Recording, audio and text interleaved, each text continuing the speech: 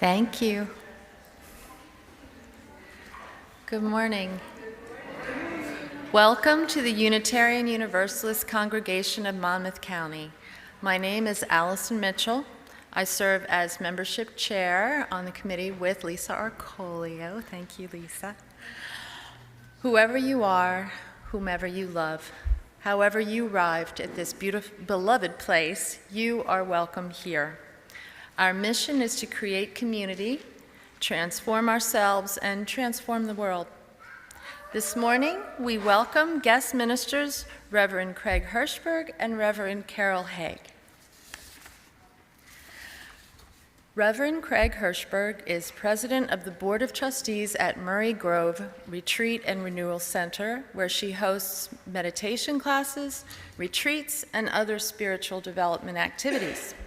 She is Minister Emerita and founding minister of the UU Congregation of Somerset Hills.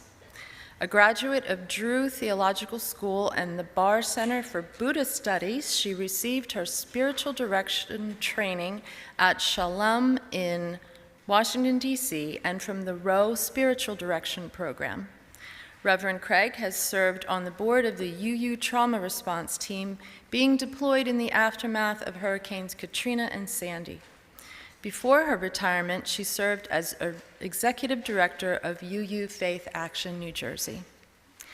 Reverend Carol Haag retired after 13 years as the religious educator, DRE and MRE, with the Unitarian Church in Summit, New Jersey. She is a strong advocate for Universalism as the central, vital force in our Unitarian Universalist movement, and has served on the Murray Grove Board as member, president, and stewardship committee chair. She believes that Universalism embodies the critical message of inclusion for our time.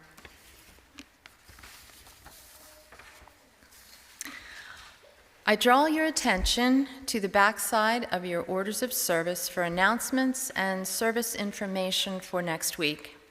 For those on the live stream and for video viewers, the order of service link is available to you in the YouTube service description box.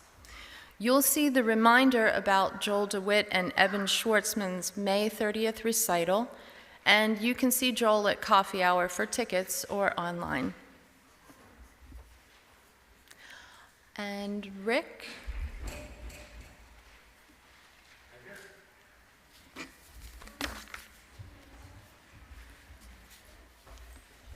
Hello everybody, I'm Rick Goldberg. I'm representing the auction team.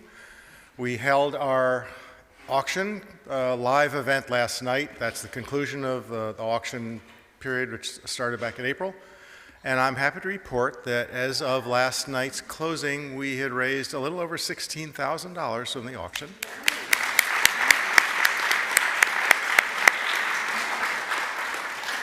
Now, many of you won items in the silent online auction, and you can arrange to pick those up. Some items are available in the office for pickup. Others, you can contact the donor and arrange that. I would like to draw your attention to the fact that the auction website is still available, and all the unsold items have now been reposted and are available just for sale. No more bidding is going on, but they're for sale, and there's some great deals there, including seats at quite a number of the parties and dinners that you might want to get into, as well as lots of interesting stuff. So feel free to go back to the website. It'll remain open, and you can make purchases, and maybe we can get that number go up another couple $1,000s. That would be great. If you're wondering, like, who won your party or who won your stuff, there are a couple of printouts on the back table in the community room, and you can always come to me or another member of the auction team to follow up on any questions you have. Thanks so much for supporting the auction.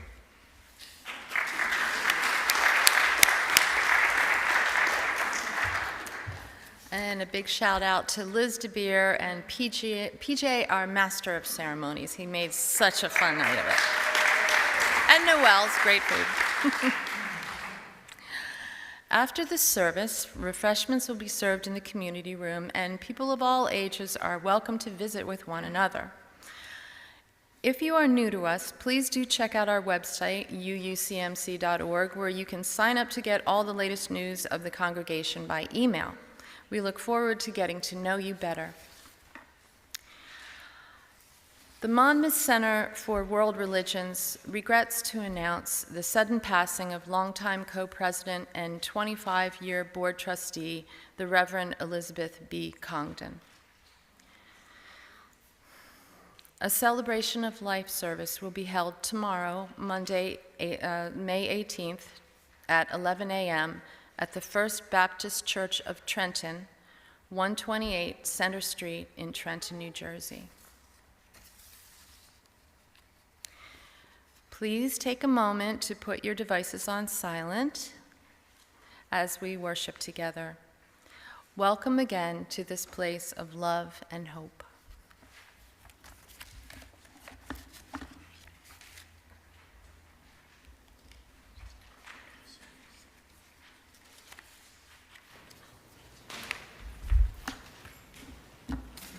Good morning. I'm the other Craig, in case you're wondering. Here in this place of peace, may we find hope. Here in this place of connection, may we find life-giving community. Here in this place of rest, let the unrest of our hearts turn towards justice. Here in this space made sacred by memories and connection, let us each feel ourselves part of a new that grows from the old in the spiraling unity of years.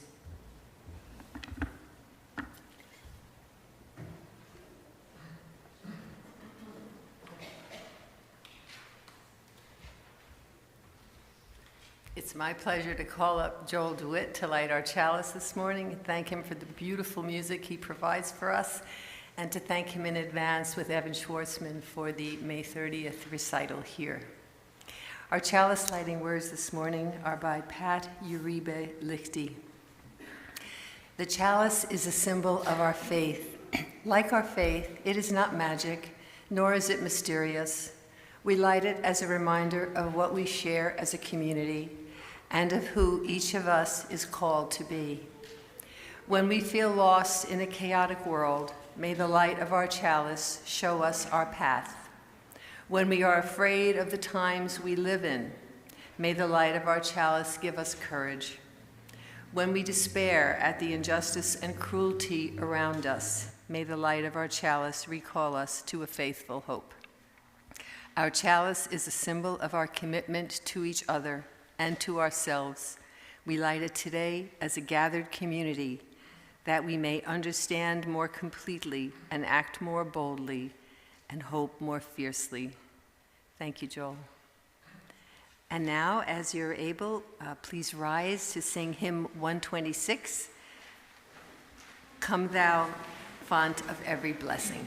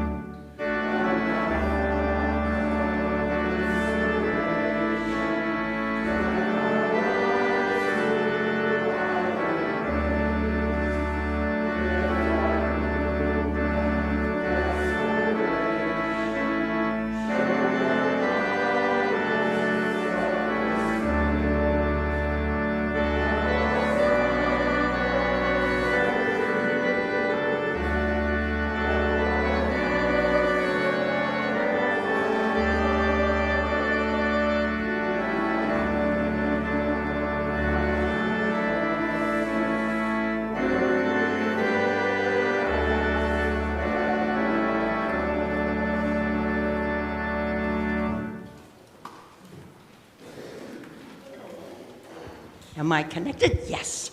I invite all the children and everybody young in heart or spirit to come, and I have a story to tell. So do come up, have a seat, and we'll talk together. Come on. I know there's some guys over there. Come on, I need some help. And there's a girl over there. Come on, have a seat. Come have a seat with me. Okay, wonderful. Thank you. Good. So you're going to see something.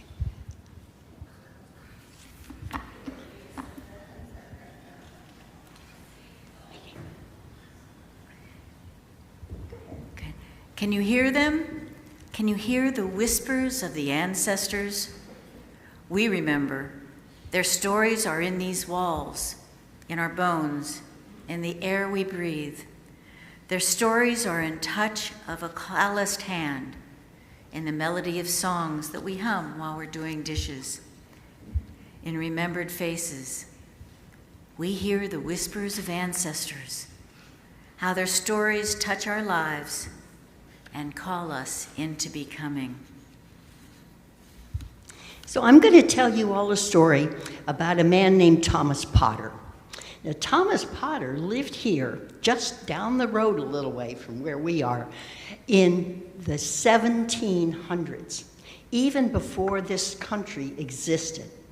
And his name, he had grown up right there in the place that was called Good Luck, New Jersey. And he grew up as a farmer kid. And his parents didn't think there was any point for him to go to school, that he could learn all he needed to learn by just being in the land and helping make things grow. And so he did, and he had a farm. He was a good farmer. He was very successful in planting things. He was also a good fisherman. He could fish. And he had a lumber yard in which they brought trees in, and they could slice the trees into boards to make houses. So he didn't have any education. He couldn't read, but he was really, really interested in stuff. And he was so curious that he invited people to come and read the Bible for him, because reading the Bible and being in church was really important to him. So they would come and talk to him, and at that time, most of the religion was called Calvinist, and that belief was that there was a very angry God, and God would make everybody go to hell after they died. And that was very scary, because they described hell as a place with fire and heat and horrible plus. So he wasn't all that excited about that religion, because some of the people who came and talked to him about a different kind of faith that was being explored. Some people who said, maybe God isn't that angry person. Maybe God is a loving God and helps people and loves people. So he had people come to his house and talk to him, and they met in a special room in the house called the parlor. And the parlor was for special occasions. So he would have his guests come and talk to him in the parlor. But his wife, Mary, got a little tired of her parlor being filled up with all of these people coming to talk religion. And so he said, all right, I will build a chapel. And he mostly built it with his own hands, but he had a little help. And he built a chapel where he wanted people to come and talk about this new possible faith that was loving. And his neighbors waited and watched, and he said, my preacher is going to come. Somebody is going to come and preach this faith in a loving God. And he waited, and he waited, and he waited. And 1 year went to the next year, to the next year. Who's 10 years old? Anybody here 10 years old? You close? 10. Okay, 10. Well, he waited as long as you've been growing up to be 10.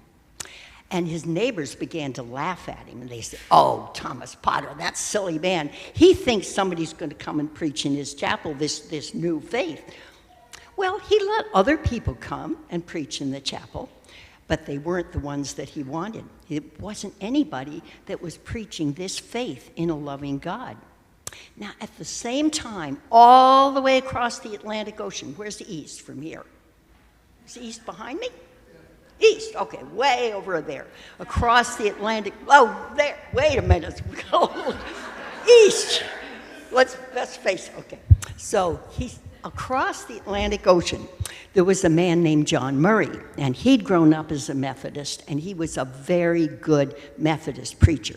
He was actually so good that his church sent him to visit a couple who had become heretics and begun to believe that Universalism that was preached by James Relly, who'd written a book called Unity.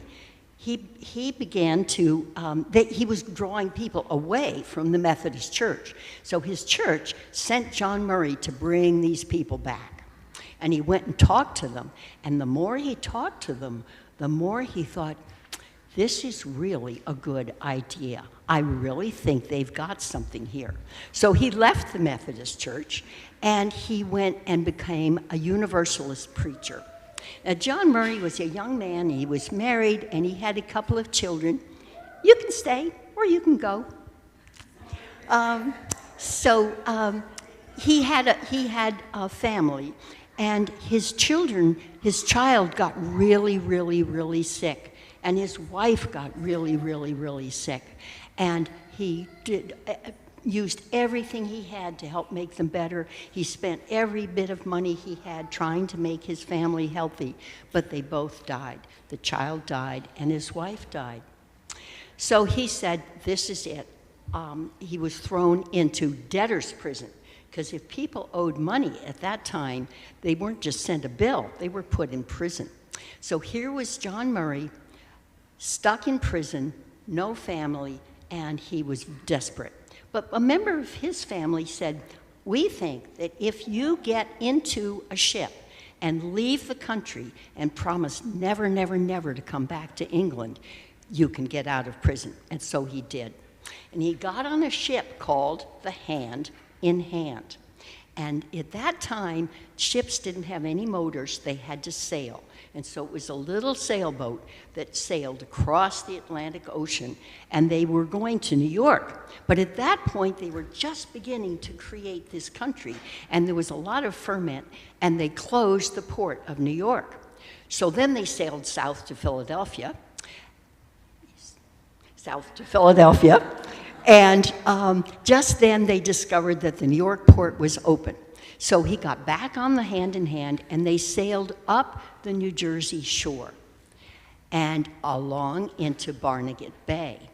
And then a huge storm came up, and the storm pushed his ship onto a sandbar, and it got stuck. Remember, the ship had no motors. There were no tugboats to pull them out. So the ship was stuck on the sandbar. And the captain said, John Murray, you're pretty smart. I'm going to send you into the land to get some food for the sailors because we're going to be here for a while.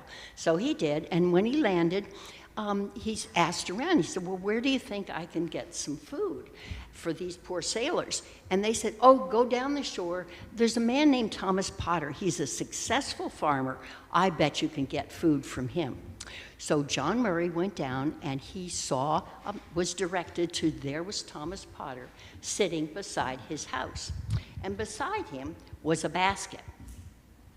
And John Murray said, I have sailors that are hungry. Can I buy some of your fish? Because the basket was full of fish. Here, see that? You want to pass it around? Okay. They're real fish. Take out a fish and show people. It's got a little greenery tuck. Yeah, here. Yeah, I've got a thing for you to wipe off afterwards. Anybody else want to show off a fish? You want to show off a fish? Good. They're a little slippery. You want to show off a fish? Sure. Yeah. Oh, good. All right. So show off those big fish. So that was wonderful. But Thomas Potter said, no, I'm not going to sell you the fish. And John Murray said, what do you mean? And he said, I want to give you the fish because I got them free from the ocean, and I want to give you the fish free. So John Murray took the fish and put them in a basket he could carry them with. And Craig, there's wipes back there that people might want to use. Okay, so they are fish, and they are a little smelly. So anyway, John Murray was going to take his fish back to his sailors and get them all settled in an inn where they could have things to drink and eat the fish, and they'd be very happy. But Thomas Potter said, "You've got to come back down here and talk to me. I think we have some things that in common." And so John Murray came back down, and he was a good conversationalist, and so was Thomas Potter. And they discovered they both believed in Universalism. And so Thomas Potter told John Murray about his chapel, about the building he built, and that he wanted a preacher to come and preach universal salvation, that God was love. And John Murray said, no, I don't do that anymore. I gave that up. I came to the new world for a new life. My family died. I left all of that behind. I'm not doing it. But Thomas Potter was a very persuasive man, and he convinced John Murray that if the wind had not changed by Sunday, the wind that was keeping the ship on the sandbar, if that had not changed, John Murray said, "Oh, all right, I'll preach in your chapel." And so the story is that John Murray was on his knees praying every night for the wind to change, but the wind did not change. And the ship was stuck on the sandbar. And on Saturday, Thomas Potter sent out into the byways and highways and brought in all his friends. He said, "My preacher has come, my preacher has come." And what happened in that chapel on September 30th, 1770, was that John Murray started preaching about universal love. And the more he preached, the more he got reconnected with his faith. And he just knew that love for all of us was what was important. And he preached, and he preached. Those sermons were about 3 hours then. Craig and I promised not to do 3 hours. But he preached, and the congregation that was there in that little chapel was really inspired. And when he had finished, suddenly sailors came and knocked on the door and said, "The wind is shifting, we've got to go." So Thomas Potter said goodbye to his friend John Murray, and John Murray got back on the ship, and it sailed north that way. And he went up and he founded the first Universalist church up in Gloucester, Massachusetts. And he and John Murray stayed friends for a long time. But John Murray's life was in New England and that area, and Thomas Potter was down here in New Jersey. So thank you for listening to the story. Glad you were here. And you'll never forget the fish. Okay. All right. Bye-bye.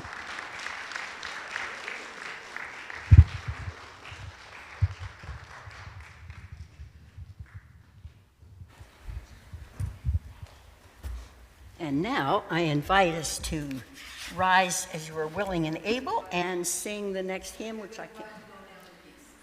Oh, go now in peace. I'm sorry.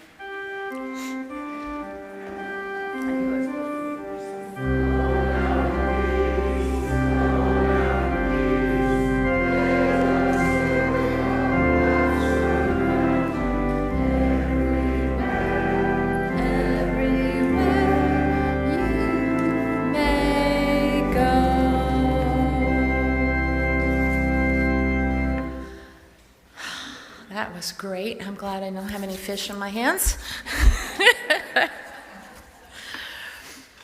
Every week in this congregation, we're provided with an opportunity to practice generosity by contributing to the well-being of our congregation and to our social justice partners.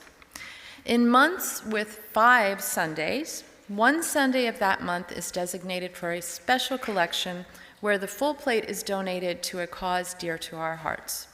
This morning's offering will go to Murray Grove Retreat Center and Event Venue. Murray Grove is inspired by the concept of radical hospitality, serving people of diverse backgrounds, both in person and online, providing opportunities for rest, renewal, inspiration, and growth. Murray Grove supports people to create a world of greater kindness and justice through social justice action, the arts, and our natural environment. For those of you present here in the Meeting House, the plates will be passed by the ushers. For viewers online, instructions are located in the service description box. You may join this time of generosity via text, sending your offerings by mail, or charge your contribution online with a memo designating an amount to Murray Grove. Please give generously. Thank you.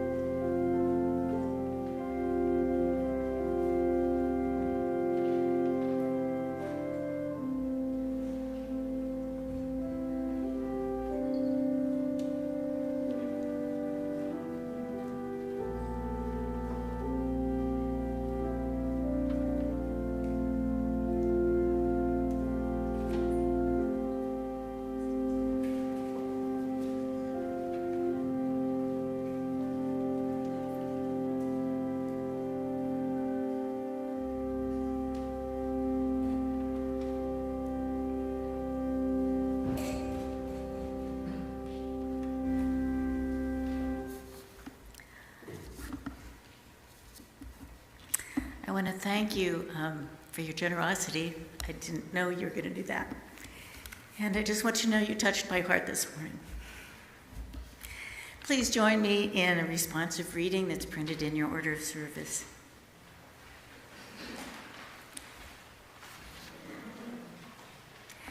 Great ideas, it is said, come into the world as gentle as doves.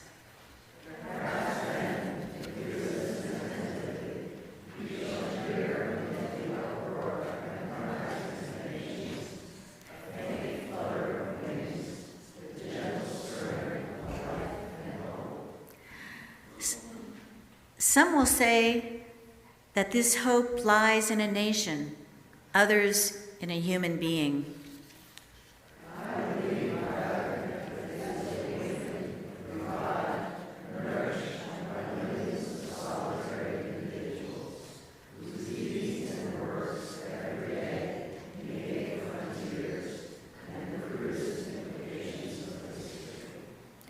As a result, there shines forth fleetingly the ever-threatening truth that each and every person, on the foundation of their own sufferings and joys, builds for all. Please join me and rise in spirit or in body as you are able in singing hymn number 108, Life Flows On in Endless Song.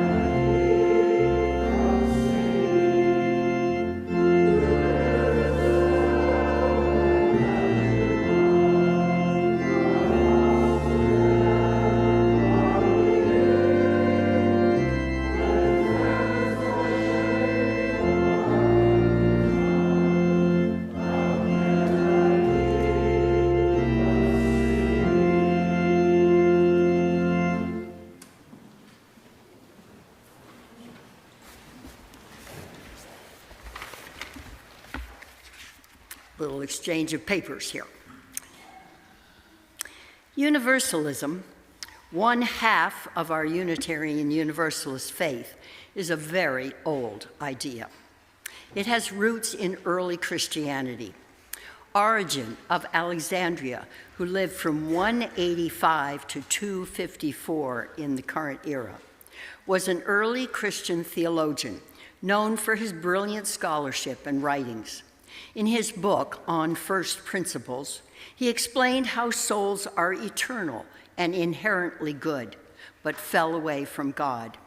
And I quote, "They are divine, but because they have free will, they become inattentive and fall away from God like a charioteer who falls asleep at the reins." That's an image that he took from Plato's work, Phaedrus. However, Origen wrote that in time, all creation, not just humans, would be restored to harmony with God. This theology tended to support diversity of opinion and challenged authority. Both his theology and Origen himself were declared heretical by the early church. There were other proponents of Universalist theology much, much later in Europe. A particularly interesting one was George de Benneville, who lived in 1703 to 1793. He was born in London of French Huguenot parents. He was known for his extraordinarily long near-death experience, some 42 hours. Usually this happens for a couple of hours, maybe several. And he was famous for being saved from a gallows death for preaching universalism by an intercessory messenger riding up on horseback from the king at the last minute. He boarded a ship in 1741, leaving Europe to escape persecution, and settled in the Pennsylvania colony near Philadelphia, where he spent the remaining 52 years of his life. There, he preached universalism and practiced medicine, a medicinal practice that evolved to include treatments and medicinal herbs he discovered from his interaction and friendships with local Native Americans. In his area of Pennsylvania, many of the people already held beliefs in universal salvation, believing a loving God would not abandon all or most of his people to hell. The Universalist Herald, and I have a copy, is the oldest continuously published liberal religious magazine in North America. And they printed some articles about the early history of Universalism, and I'd like to read you the following passage. The German Anabaptists who settled in Pennsylvania were already well disposed to Universalism. The brilliant young Dr. George de Benneville had been preaching and teaching Universalism around Bucks County, Pennsylvania, and surrounding areas since 1741. Although he established a chapel in his home, he did not attempt to establish a separate denomination, but preached to the Dunkers, the Mennonites, Universal Baptists, and some Quakers receptive to his message. In 1742, he arranged for the publication of a German-language Bible with passages supporting universal salvation highlighted. In a career that spanned decades, he influenced many, including members of the semi-monastic sect called the Ephrata Cloister in Pennsylvania. Now, founded by Conrad Beissel, the Ephrata monastic brothers and family member householders prepared with a rigorous life for a spiritual union with God, believing this would occur imminently with the second coming of Christ. They, in turn, introduced universal salvation to English-speaking Baptists. And in 1744, they are known to have sent missionaries to the shores of Barnegat Bay. Now, of course, as an uneducated, unschooled person, Thomas Potter did not know about the European origins of Universalist thought. However, with his curiosity about religion and his penchant for inviting educated people to come read and talk with him, he was aware that alternative ideas to the prevalent Calvinism were emerging. The faith in love of Universalism appealed to him and fueled his vision to build a chapel from which this message of an ever-loving God could be preached. The conditions were right, Potter was curious, religious ideas were shared around the emerging colonies, circuit rider preachers were the social media of the time. Thomas Potter was no thinker, writer, or preacher, but he wanted to spread ideas that he thought were good and would benefit others. Interestingly, however, formal universalism did not take firm hold in that area of New Jersey in the 18th century. Potter willed his chapel to Murray, but Murray never claimed it. His descendants sold it to the local Methodists. It always amuses me that John Murray was a Methodist and the chapel ended up belonging to the Methodists. Oh well. There was one Universalist church for a while just south of the current Murray Grove, but it didn't last long. Universalism thrived in New England, New York, Ohio, and the Midwestern states. In fact, in the mid-19th century, it was the 6th largest denomination in the country. In about 1840, Universalists in New Jersey, there was a church in Hightstown, became curious about Murray's sermon preached in 1770 and organized an exploratory trip to the area. They purchased an acre of land beside the chapel and carved a boulder honoring Potter the prophet and Murray the apostle of Universalism. In the heyday of Universalism, Universalists began coming to Murray Grove for summer encampments. They built a church in 1885 because they were not welcome in the now Methodist chapel. A hotel was erected in 1890 and Murray Grove incorporated in 1891. The whole 200 acres of the original Potter farm were purchased. During that time, numerous other religious bodies established groves along the Jersey shore, of which only Ocean Grove and Murray Grove have survived. The 20th century was not so kind to Murray Grove or to Universalism. In 1955, the hotel burned. In 1961, the Universalists merged with the Unitarians and Universalist education institutions were let go. The Unitarians at that point were more organized and dominant. And then in 1973, the red brick church at Murray Grove was destroyed by arson. Although fireproof cinder block buildings replaced the hotel, Universalist summer visits trickled down and the Murray Grove Association struggled. In 1991, the Murray Grove Board voted to close it because it was financially unsustainable. The board met a second time and reversed that decision. And yet again, individuals brought their commitment and various strengths to bear. Land was sold to be incorporated in the Edwin B. Forsyth National Wildlife Refuge, thus creating an endowment. The 21st century is notable for some dynamic staff, engaging programs, upgrading the facilities, increasing usage, and focusing relevancy, meeting the needs of the current populations, and preserving the Universalist heritage of love and service. So that was then.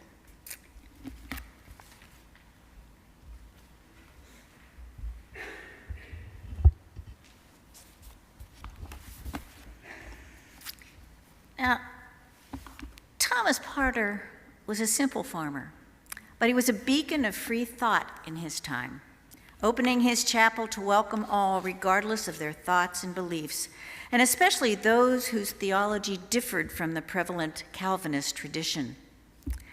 The funny thing is that he probably never really knew that he was filling an important evolutionary place in a long line of Universalists. When he built his chapel, or when he offered sustenance to a stranded, shipbound person, he had no idea that 250 years later, people in Lincroft, New Jersey, would still be talking about him on a Sunday morning. He had no idea that his home would be the home of the first documented Universalist sermon in America.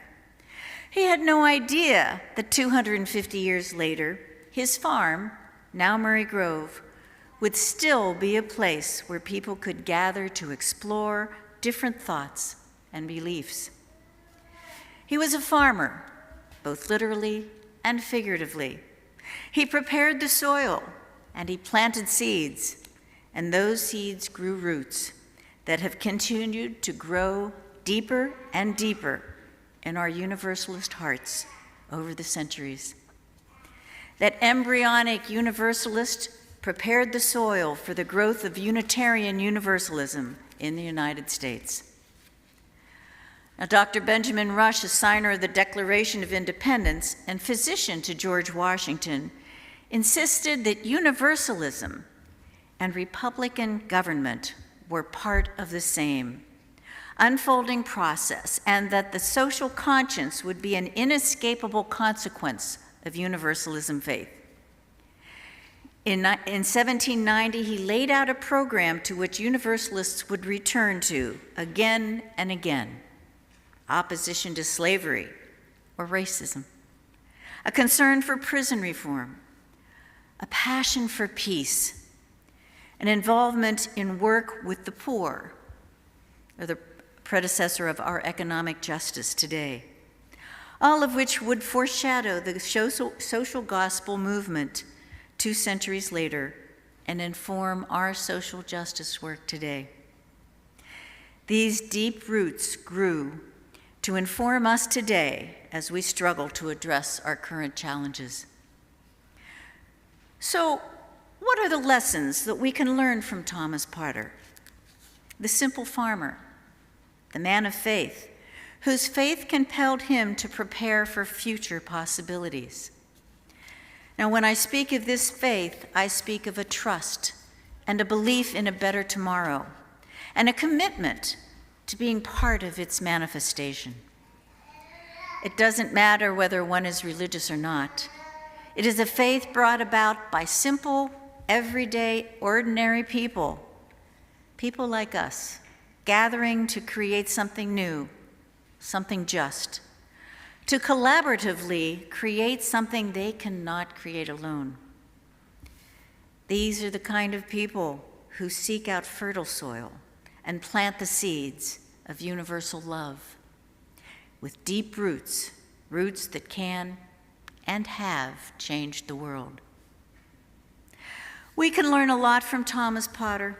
For example, open hospitality and connection with others. Potter offered John Murray, an immigrant, a stranger, a man who was dejected and ostracized for his beliefs in his homeland, a man who had just wandered onto his property by chance. He offered him sustenance and friendship. I wonder what would happen if that happened in a scenario today. There always are and always will be people who need food and shelter and a place to be safe and unafraid, a place to be accepted without judgment, a place where all are invited, regardless of their creed, their color, their orientation, or politics. We can learn from Thomas Potter that coming from a place with love in the center allows us to connect with others and transcend our differences if we should choose to take up the challenge of tilling that soil. And it is hard work. We can learn from the Thomas Potter story that when seeds germinate, they may flower differently over time. History can be fickle. Circumstances can change. Some land gets sold off and buildings burned down. Political and theological winds shift. But those Universalist roots, they run deep. They stir us to rebuild, to regroup, to plant more seeds for future generations. Those roots remind us that our human capacity to continue, or even start over again, as John Murray did, that those roots run deep and keep us grounded on the journey and through the challenges. Perhaps Potter taught us that there will always be a need for a sanctuary, whether it is a small wooden chapel on a farm or an oasis of a retreat center carved out of the bustling Jersey shore. There is a need right now for a place where people can go to rest, to regroup, to renew, or even transform together, to retreat for a short while, to feel safe when the world gets a little too busy and a little overwhelming. We can learn from Thomas Potter that we never know the full future impact of our actions. We never know where the extending of a hand or the sharing of a belief or gathering of people who want change will lead.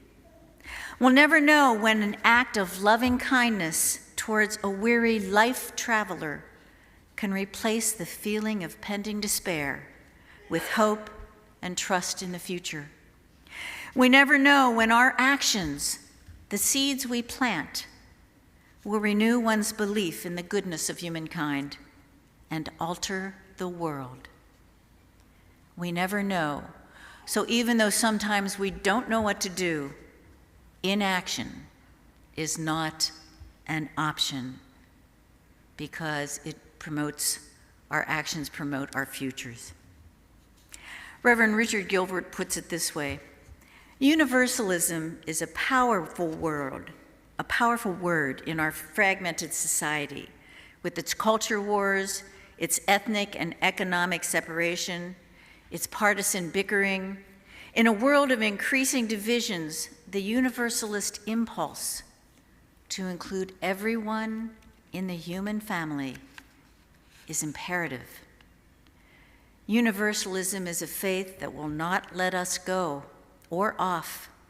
It holds us in its embrace at the same time it challenges us to build that beloved community. And I think that brings us to Murray Grove today. Now, the chapel is now owned by the cemetery next door, and we still pay homage to it and visit it. The boulder marking the spot of John Murray's first documented Universalist sermon is still there, claiming our heritage. The church building is burned down, but Unitarian Universalists still gather there to worship. One lesson we can learn from Thomas Potter and John Murray is patience and resolve. Potter built his chapel and waited 10 years for John Murray to appear and preach that sermon. That sermon gave John Murray the resolve to start a Universalist movement in his new home, America. 250 years later, Murray Grove continues to be a place that Thomas Potter intended, a sanctuary, a place where all are welcome, where different ideas can be explored, where people can come together to connect face to face with one another at a time when these connections are so sorely needed, where people can come together to instill in each other hope in what is often a broken and hurting world. This spring's women's retreat at Murray Grove, 35 UU and non-UU women gathered to say, if only to each other, enough is enough. The purpose was to explore the various roles one can play to bring about social justice, both in our lives and in our society, and to understand which role best suited us individually. We explored the roles of builders, visionaries, disruptors, healers, caregivers, frontline responders, storytellers, guides, weavers, and experimenters, and what it meant to live into these roles. We learned, each of us, which role fit us as individuals. This was an adaptation from our UU National read, Social Change by Deepa Eiler. But we also sang, We danced with the core of fire.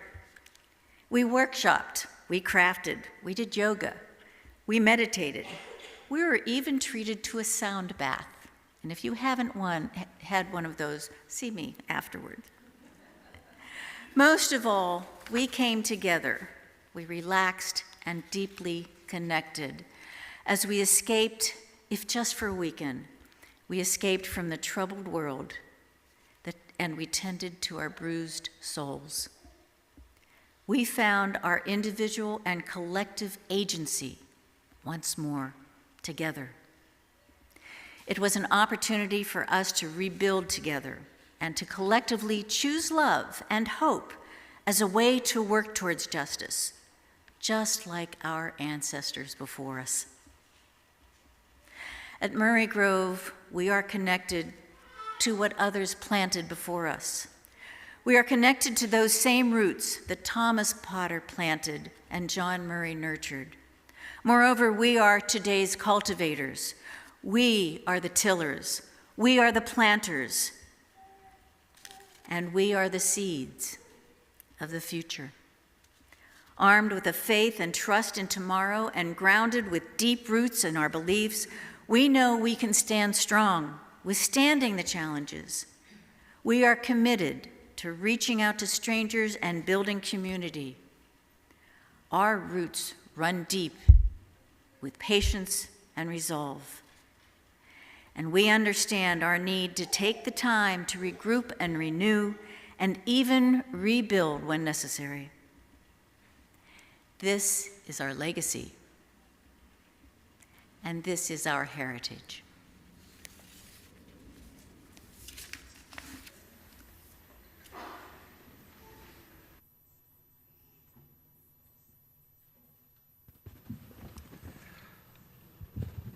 For today's theme on centering love and planting seeds, I wanted to mention Carrie Jacobs Bond, who composed this song. She was a pretty incredible woman, widowed, single mother, composer, songwriter, and understandably frustrated by getting denials from publishing companies. She started her own publishing company, Carrie Jacobs Bonds and Son, and performed and produced her own songs, some of them becoming quite famous. One of them getting her to be the first best-selling songwriter, female best-selling songwriter, first female to sell, I think, over 1 million copies of this song, I Love You Truly.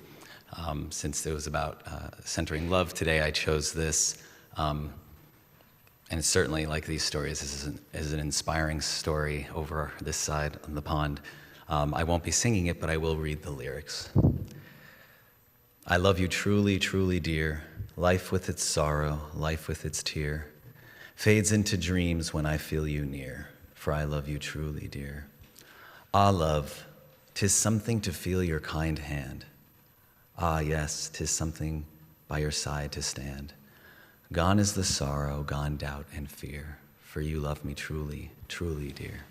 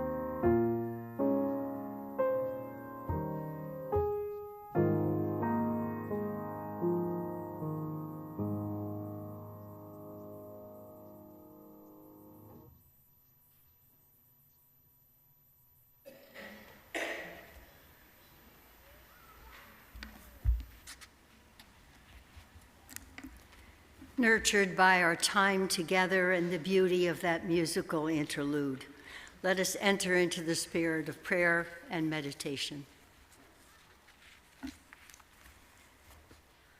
In the silence of this sacred space, I invite you to listen to your heart. What is there you are thankful for? What is something you are wishing for?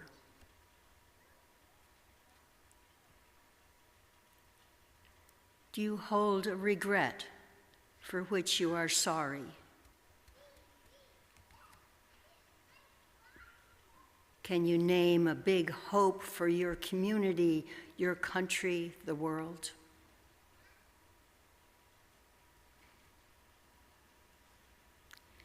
And where is wow in your life experience?